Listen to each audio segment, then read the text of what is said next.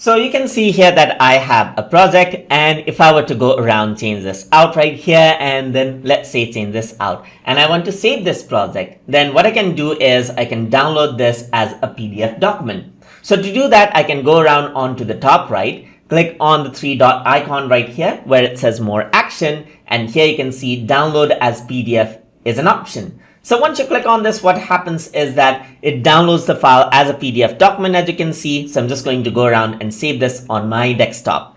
And there you go. So you can see that this is the PDF document and that has been downloaded out.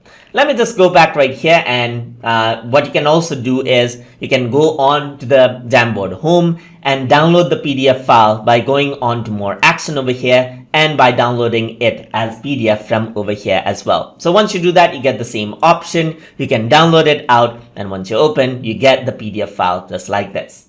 Another thing that you can do is you can remove the file if you don't want. So over here, you can see that I got two files over here. And if I want to remove this, I can go around over here, remove the file, click on OK, and then go around over here, remove the file, and then I can press OK, and then it moves to trash just like that, as you can see.